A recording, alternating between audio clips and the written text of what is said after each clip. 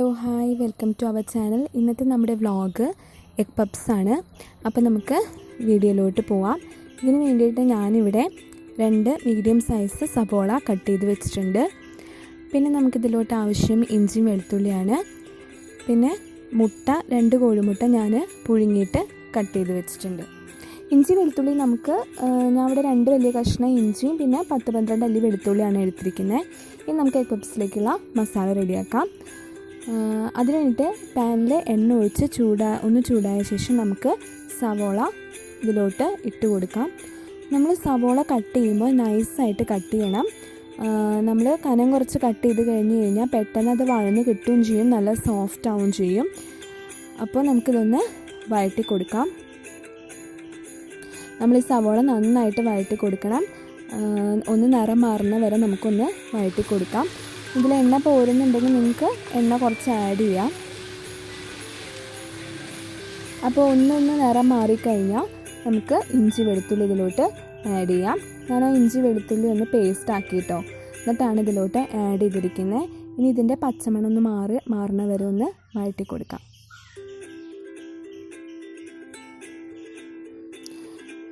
ഇനി നമുക്കിതിലോട്ട് പൊടികളിടാം. മുളക് പൊടി 1/2 ടീസ്പൂൺ, മഞ്ഞൾപ്പൊടി 1/2 ടീസ്പൂൺ, മല്ലിപ്പൊടി 3/4 ടീസ്പൂൺ,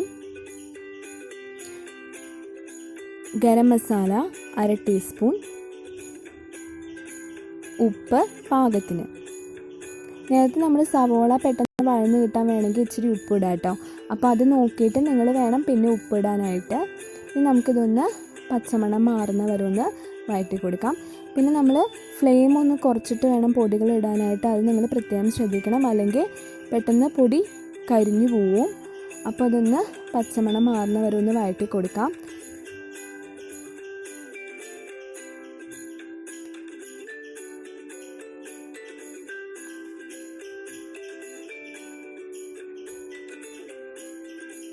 ഇനി നമുക്കിതിലോട്ട് കുറേശ്ശെ വെള്ളം ഒഴിച്ച് കൊടുക്കാം. ഞാൻ ഇവിടെ 1/2 ഗ്ലാസ് വെള്ളമാണ് എടുത്തിരിക്കുന്നത്. കുറേശ്ശെ ഒഴിച്ച് കൊടുക്കുന്നുണ്ട്. കാരണം നമ്മുടെ പപ്സിൻ്റെ ഉള്ളിലത്തെ മസാല നല്ല സോഫ്റ്റ് അല്ലേ, അപ്പോൾ സോഫ്റ്റായി കിട്ടാൻ വേണ്ടിയിട്ടാണ് വെള്ളം ഒഴിച്ച് കൊടുക്കുന്നത്. പിന്നെ അത് നന്നായിട്ട് വേവാനും വേണ്ടിയിട്ടാണ്. അപ്പോൾ ഇന്ന് ഇതിൽ കിടന്നൊന്ന് വേവട്ടെ. നമ്മളിതിൽ തക്കാളി ഒന്നും ആഡ് ചെയ്യണില്ല കേട്ടോ. ഇനി നമുക്കിതൊന്ന് അടച്ച് വെച്ചൊന്ന് വേവിച്ചെടുക്കാം.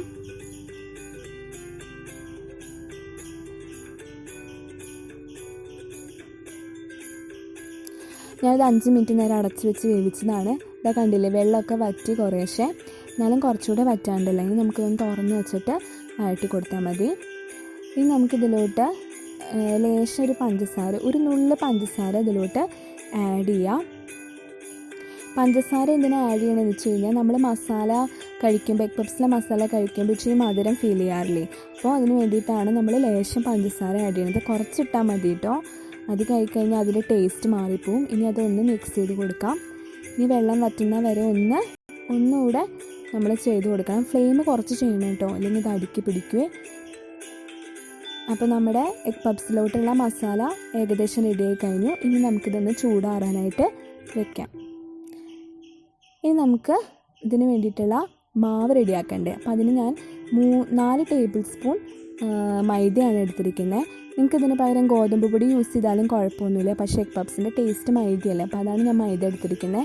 ഇനി ഞാൻ ഇവിടെ 1/2 ടീസ്പൂൺ നെയ്യ് ഒഴിച്ചിട്ടുണ്ട്. നെയ്യിന് പകരം വെളിച്ചെണ്ണയോ ബട്ടറോ എന്തായാലും കുഴപ്പമില്ല കേട്ടോ.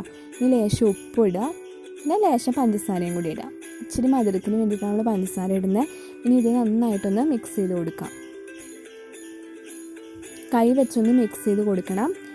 ഇനി നമുക്കിതിലോട്ട് വെള്ളം ആഡ് ചെയ്യാം.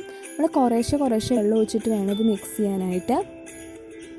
അധികം വെള്ളം ഒഴിക്കരുത്. അധികം വെള്ളം ഒഴിച്ച് കഴിഞ്ഞാൽ നമുക്ക് പരത്തി കുഴച്ചെടുക്കാനും പിന്നെ പരത്താനും ബുദ്ധിമുട്ടാവും. അത് കാരണമാണ് കുറേശ്ശെ ഒഴിക്കുന്നത്. ഞാൻ ഇവിടെ പച്ചവെള്ളമാണ് ഒഴിച്ചിരിക്കുന്നത്, ചൂടുവെള്ളമൊന്നും അല്ല കേട്ടോ. ഇനി നമ്മൾ നന്നായിട്ട് കുഴച്ച് ബോളാക്കിയിട്ട് ഉരുട്ടിയെടുക്കാം. ഇനി അന്നേരം മാവ് പോരാന്നുണ്ടെങ്കിൽ നിങ്ങൾക്ക് കുറച്ചുകൂടെ പൊടി ഇതിലോട്ട് ആഡ് ചെയ്യാം കേട്ടോ. അപ്പോൾ ഇതിന് കണക്കൊന്നുമില്ല. ഇനി ഞാനിതൊന്ന് പരത്തിയെടുക്കാം. ബോളാക്കി വെച്ചിട്ടുണ്ട്. കയ്യിലൊന്ന് ജസ്റ്റ് ഒന്ന് പരത്തിയിട്ട് ലേശം മൈദ ഒന്ന് തൂവിയിട്ടൊന്ന് നൈസായിട്ട് പരത്തിയെടുക്കാം. നമ്മൾ ചപ്പാത്തിയേക്കാളും നൈസായിട്ട് വേണം ഇത് പരത്തിയെടുക്കാനായിട്ട്, അത് പ്രത്യേകം ശ്രദ്ധിക്കണം. പിന്നെ നമ്മൾ റെസ്റ്റ് ചെയ്യാനൊന്നും വെക്കണ്ട കേട്ടോ. മാവ് കുഴച്ച് വെച്ചിട്ട് റെസ്റ്റ് ചെയ്യാൻ വെച്ച് കഴിഞ്ഞാൽ പഞ്ചസാരയും നെയ്യൊക്കെ ആഡ് ചെയ്ത കാരണം അത് പെട്ടെന്ന് വെള്ളം ഇറങ്ങി വരും. അപ്പോൾ പരത്താൻ ബുദ്ധിമുട്ടായിരിക്കും. അപ്പോൾ നമ്മൾ അപ്പം തന്നെ പരത്തിയെടുക്കാം കേട്ടോ. നമുക്കിതൊന്ന് നൈസായിട്ട് പരത്തിയെടുക്കണം. ഷേപ്പൊന്നും വേണമെന്നൊന്നുമില്ല. അതിൻ്റെ 2 സൈഡും നല്ല നൈസായിട്ടിരിക്കണം. ചപ്പാത്തിയേക്കാളും നൈസായിട്ട് ഇത് മതിയാവും. ഇനി നമുക്കിതൊന്ന് കത്തി വെച്ചൊന്ന് നടുഭാഗം ഒന്ന് കട്ട് ചെയ്തെടുക്കാം.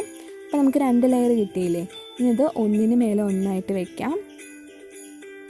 ഇനി നമുക്കിതിലോട്ട് മസാല വെക്കാം. മസാല നന്നായിട്ട് ചൂടാറണം കേട്ടോ. എന്നിട്ട് വേണം നമ്മൾ ഇതിലോട്ട് സ്റ്റഫ് ചെയ്യാൻ വെക്കാനായിട്ട്. അപ്പോൾ ആവശ്യത്തിന് നമ്മൾ മസാല വെച്ചു.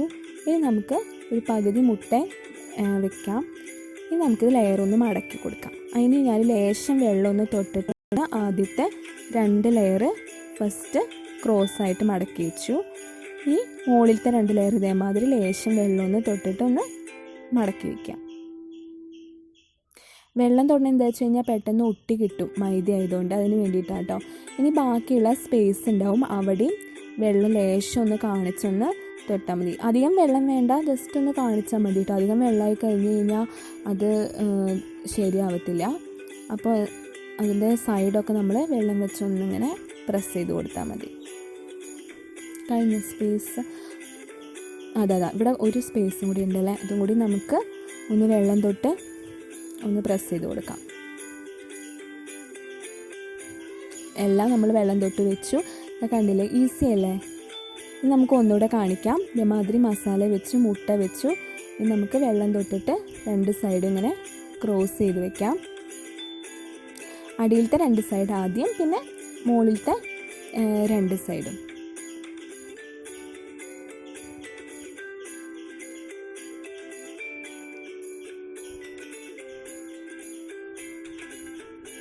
ഇനി ബാക്കിയുള്ള സ്പേസും കൂടി നമുക്ക് കുറേശ്ശെ വെള്ളം വെച്ചിട്ടൊന്ന് അടച്ചു വയ്ക്കാം.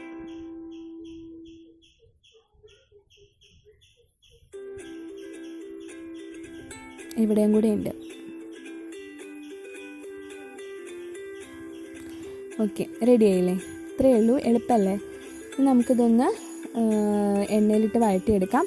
ബാക്കി 2 ഇതും ഞാനിതേമാതിരി സ്റ്റഫ് ചെയ്ത് വെച്ചിട്ടുണ്ട്. ഇനി പാനൊന്ന് ചൂടായിട്ട് എണ്ണയൊന്ന് ചൂടായ ശേഷം നമുക്ക് ഇതിലോട്ട് ഓരോന്നായിട്ട് ഇട്ട് കൊടുക്കാം.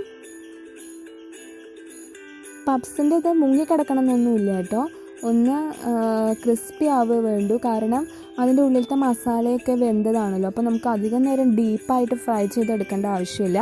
അപ്പോൾ അത് കാരണമാണ് ഞാൻ കുറച്ച് എണ്ണ ഇതിൽ ഇട്ടിട്ടുള്ളൂ. അപ്പോൾ നമുക്കിതൊന്ന് മൊരിച്ചെടുക്കാം.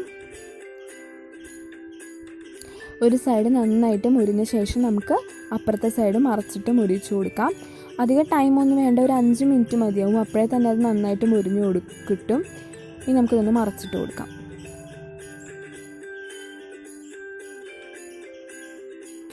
ഇതേപോലെ അപ്പുറത്തെ സൈഡ് ഒരു 5 മിനിറ്റ് മുരിച്ചിട്ട് കൊടുക്കാം. നന്നായി ക്രിസ്പി ആയിട്ട് വന്നില്ലേ?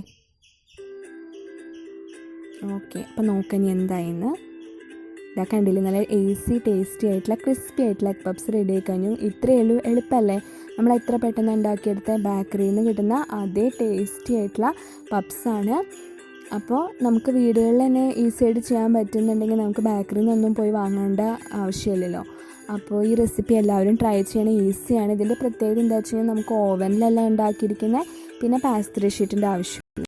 അപ്പോൾ നിങ്ങൾക്ക് സോസോ മയണൈസോ ഈവൻ വെറുതെ വേണമെങ്കിൽ നിങ്ങൾക്ക് കഴിക്കാം. പപ്സ് അത്ര ടേസ്റ്റാണ്. ഒന്നെങ്കിൽ നിങ്ങൾക്ക് ഇതിൽ വെജ് സ്റ്റഫ് ചെയ്യാം, അല്ലെങ്കിൽ ചിക്കനോ ബീഫായാലും കുഴപ്പമില്ല. നിങ്ങൾക്ക് സ്റ്റഫ് ചെയ്തിട്ട് ഇങ്ങനെ റെഡിയാക്കി എടുക്കാം. അപ്പോൾ ഉള്ളിൽ റെഡിയായോ നോക്കി നോക്കാം. ഇത് കണ്ടില്ലേ, നന്നായിട്ട് വന്നിട്ടുണ്ട്. നമ്മുടെ മാവൊക്കെ നന്നായിട്ട് വെന്ത് വന്നിട്ടുണ്ട് കേട്ടോ. നല്ല ക്രിസ്പി ആയിട്ടുള്ള എഗ് പപ്സ് റെഡി ആയി കഴിഞ്ഞു. അപ്പോൾ ഈവനിങ് സ്നാക്സൊക്കെ ആയിട്ട് നമുക്ക് കുട്ടികൾക്കൊക്കെ ഉണ്ടാക്കി കൊടുക്കാനായിട്ട് പറ്റും. അപ്പോൾ എല്ലാവരും ഇതൊന്ന് ട്രൈ ചെയ്യണം, ഫീഡ്ബാക്ക് അറിയിക്കണം. സബ്സ്ക്രൈബ് ചെയ്യാത്തവരുണ്ടെങ്കിൽ സബ്സ്ക്രൈബ് ചെയ്യുക. അടുത്ത വീഡിയോസായിട്ട് വരുന്നത് വരെ സ്റ്റേ ട്യൂൺഡ്.